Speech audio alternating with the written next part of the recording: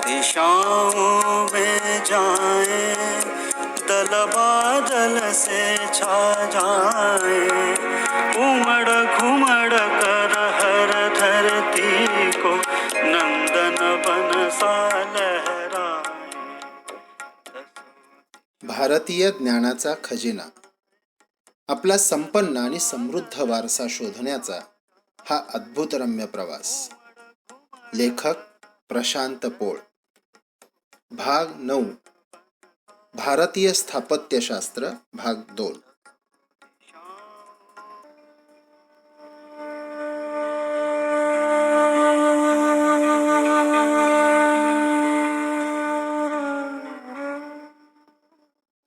एखाद्या वस्तूची warranty, guarantee किंवा हमी किती असू शकते?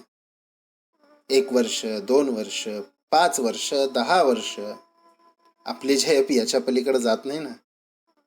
पण निर्माण किंवा स्थापत्य क्षेत्रातल्या भारतीय तंत्रज्ञांनी तयार केलेल्या विटेची गॅरंटी आहे 5,000 वर्ष. होय, 5,000 वर्ष. आणि ह्या विटा आहेत मोहेंजोदाडो आणि हडप्पा इथं सापडलेल्या पुरातन संस्कृतीच्या अवशेषांमधल्या. भारतात जेव्हा 1857च्या पहिल्या स्वातंत्र्य युद्धाची तयारी चाललेली होती, त्या काळात भारताच्या उत्तर पश्चिमेला म्हणजे आजच्या पाकिस्तानात इंग्रज रेल्वेचं जाळं उभं करण्याच्या खटपटीत होते. लाहोर ते मुलतान ही रेल्वे लाईन टाकण्याचं काम ईस्ट इंडिया रेल्वे कंपनीतर्फे चालू होतं.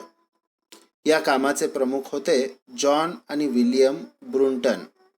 हे दोघंही ब्रिटिश अभियंते. यांच्यासमोर मोठं आव्हान होतं ते रेल्वे लाईनच्या खाली टाकण्यासाठी खडी म्हणजे गिट्टी ही कुठून मिळवायची.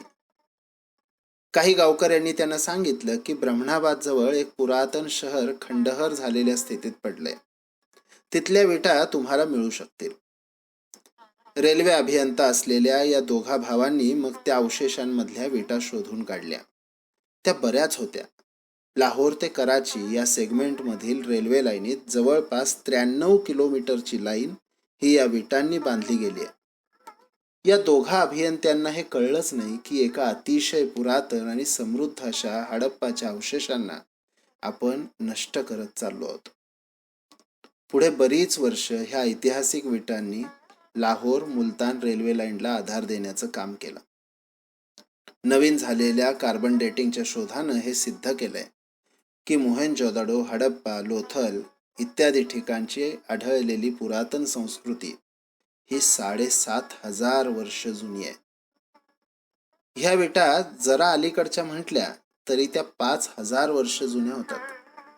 अशा ह्या किमान 5,000 वर्ष जुन्या विटा 1857 साली मिळाल्या तेव्हाही मजबूत असतात आणि त्यापुढं 80-90 वर्ष रेल्वेचे रूळ सांभाळण्याचं काम करतात. आज अशा विटा बनू शकतील? हडप्पा इथं सापडलेल्या या विटा वैशिष्ट्यपूर्ण आहेत. ह्या भट्टीत व्यवस्थित भाजलेल्या आहेत. साधारणपणे 15 वेगवेगळ्या आकारात ह्या आढळतात. पण ह्या सर्व आकारात एक साम्य आहे. ह्या सर्व विटांचं प्रमाण हे 4:2:1 असं आहे. म्हणजे 4 भाग लांबी, 2 भाग रुंदी आणि 1 भाग उंची. याचाच अर्थ ह्या विटा अत्यंत वैज्ञानिक पद्धतीनं तयार झाल्यात. मग प्रश्न निर्माण होतो की साधारण 5 ते 7,000 वर्षांपूर्वी हे बांधकाम शास्त्रातलं प्रगत ज्ञान आपल्या भारतीयांजवळ कुठून आलं असावं, की भारतातनंच ते शोधलं गेलं असावं? याचं काहीसं उत्तर आपल्याला जुन्या संस्कृत ग्रंथांमध्ये मिळतं. तंत्रशास्त्राचे काही ग्रंथ वाचिक परंपरेमुळं आज उपलब्ध आहेत. त्यातीलच कपिल वात्स्यायनांचा ग्रंथ आहे मयमतम कला मूला शास्त्रम या नावाचा. हा ग्रंथ बांधकामासंदर्भातील अनेक बाबी स्पष्ट करतो. त्यातला एक श्लोक असा आहे: चतुष्पश्च षडष्टाभिमत्रिस्तद्विगुणायुतः व्यासार्धार्धत्रिभागैकतीव्रा मध्ये परे परे इष्टका बहुशोषाः समदग्धा पुनश्चताः. याचा अर्थ असा आहे, ह्या विटांची रुंदी 4, 5, 6 आणि 8 ह्या घटकांमध्ये असून लांबी ह्यांच्या दुप्पट आहे. ह्यांची उंची म्हणजे जाडी ही रुंदीच्या 1/2 किंवा 1/3 असावी. ह्या विटा वाळवून नंतर भाजून घ्याव्यात. हा श्लोक ज्या ग्रंथात आहे तो ग्रंथ लिहिला गेलाय इसवी सनाच्या 6व्या शतकात, म्हणजे आजपासून साधारणपणे 1500 वर्षांपूर्वी. आणि या हडप्पामध्ये याच प्रमाणात आकारात सापडलेल्या विटा आहेत 5 ते 7,000 वर्ष जुन्या. याचा अर्थ स्पष्ट आहे. बांधकाम शास्त्रातलं अत्यंत प्रगत असं ज्ञान ज्ञात इतिहासाच्या काळापासून भारताजवळ होतं आणि ते शास्त्रशुद्धरित्या वापरलंही जात होतं. एक तुलनेनं अलीकडचं उदाहरण घेऊ. विजयनगर साम्राज्याच्या उत्तर काळात म्हणजे सन 1583 मध्ये बांधलं गेलेलं लेपाक्षी मंदिर. असं सांगितलं जातं की जटायूनं सीतेचं अपहरण करणाऱ्या रावणाबरोबर संघर्ष करून इथंच देह ठेवला होता. बेंगलोरपासून 150 किलोमीटर अंतरावर पण आंध्र प्रदेशाच्या अनंतपूर जिल्ह्यात असलेलं हे मंदिर अनेक अर्थांनी वैशिष्ट्यपूर्ण आहे. विजयनगर साम्राज्याच्या वीराण्णा आणि विरूपण्णा या 2 सरदार भावंडांनी हे मंदिर बांधले. कूर्मशैल पठारावर म्हणजे कासवाच्या पाठीच्या आकाराच्या टेकडीवर बांधलेलं हे मंदिर वीरभद्राचं आहे. सुमारे 450 वर्ष जुनं हे मंदिर मात्र एका वेगळ्याच कारणासाठी प्रसिद्ध आहे. 70 खांबांवर आधारलेल्या या मंदिराचा एक खांब हा झुलता आहे. अर्थात तो तसा वाटत नाही, जमिनीवर टेकलेलाच आहे असं वाटतं. मात्र त्याच्या खालून पातळ कापड आरपार जाऊ शकतं. वरती बघितलं तर त्याला बांधून ठेवणारी अशी कोणतीही रचना तिथं दिसत नाही. बांधकाम शास्त्रातल्या दिग्गजांना आणि शास्त्रज्ञांना सतावणारं हे एक गूढ आहे. हा खांब कोणत्याही आधाराविना झुलता कसा राहतोय हे कोणालाही सांगता येत नाही. इंग्रजांचे शासन असताना एका इंग्रज अभियंत्यानं या खांबावर बरेच उपद्व्याप करून बघितले, पण त्याला सुद्धा या रचनेचं रहस्य शोधता आलं नाही. म्हणजे 500 वर्षांपूर्वीपर्यंत भारतात बांधकाम शास्त्रातलं हे प्रगत तंत्रज्ञान उपलब्ध होतं. पुढं सुद्धा ते अनेक ठिकाणी दिसतं. प्रतापगड आणि रायगड हे तर शिवाजी महाराजांच्या काळातच बांधले गेलेत. पण इंग्रजांनी मुद्दाम केलेली पडझड सोडली तर आजही हे किल्ले बुलंद आहेत.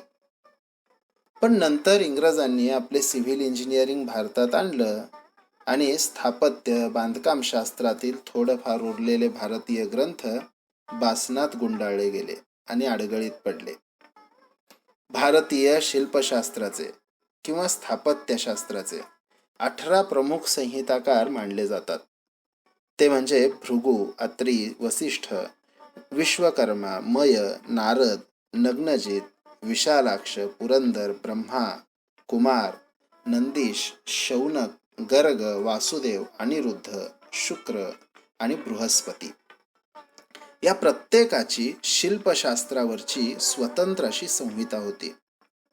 मात्र आज फक्त मय, विश्वकर्मा, भृगु, नारद आणि कुमार ह्यांच्या संहिता उपलब्ध आहेत. अर्थात शिल्पशास्त्रातील 1/3 पेक्षा सुद्धा कमी ज्ञान आज उपलब्ध आहे. इतर संहिता मिळाल्या तर कदाचित लेपाक्षी मंदिरातील झुलणाऱ्या खांबाच्या रहस्यासारखी इतर रहस्य उलगडता येतील. भारतात उत्तरेकडून ज्या काळात मुसलमानांच्या आक्रमकांची तीव्रता वाढली त्याच काळात म्हणजे 11व्या शतकात माळव्याचा राजा भोज यानं समरांगण सूत्रधार हा ग्रंथ संकलित केला. त्यात 83 अध्याय आहेत आणि स्थापत्यशास्त्रापासून ते यंत्रशास्त्रापर्यंत अनेक बाबींचं विस्तृत विवरण त्यात आहे. अगदी हायड्रोलिक शक्तीनं टर्बाईन चालवण्याचा विधी सुद्धा यात दिलेला आहे. धाराच जलभारश्च पायसो भ्रमणं तथा यथोच्छ्रायो यथाधिक्यं यथा निरन्ध्रतापि च एवमादीनि भूजस्य जलजानि प्रचक्षते. अर्थात जलधारा वस्तूला फिरवते आणि उंचावरून जलधारा पडली तर तिचा प्रभाव अधिक तीव्र असतो आणि तिच्या वेगाच्या आणि वस्तूच्या भाराच्या प्रमाणात वस्तू फिरते. या समरांगण सूत्रधारावर युरोपमध्ये बरंच काम चाललंय. मात्र आपल्या देशात या बाबतीत उदासीनताच दिसून येते. साधारण 80च्या वर वय असलेल्या डॉक्टर प्रभाकर पांडुरंग आपटे यांनी या ग्रंथाचा चिकाटीने इंग्रजीत अनुवाद केला आणि पाश्चात्य जगाचं लक्ष या ग्रंथाकडे गेलं. हे असं स्थापत्यशास्त्रावरचं ज्ञान प्रचंड मोठ्या प्रमाणात अडगळीत पडलंय. त्याला बाहेर आणणं हे आवश्यक आहे. मंदिर स्थापत्यशास्त्र आणि मूर्तिकला या विषयांवर आपल्यापर्यंत झिरपत आलेलं साहित्य मोठ्या प्रमाणात उपलब्ध आहे. शिवशाहीर बाबासाहेब पुरंदर यांचे गुरु इतिहास संशोधक ग. ह. खरे यांचं भारतीय मूर्तिविज्ञान या नावाचं एक अप्रतिम पुस्तक आहे. या विषयावर आजच्या काळात बरंच काम होणं आवश्यक सुद्धा आहे. एकूणात काय तर हजारो वर्षांपूर्वी आपल्या पूर्वजांनी लिहून ठेवलेल्या ज्ञानाची कवाडं शोधणं आणि ती उघडणं याचाच तर हा सारा प्रवास आहे.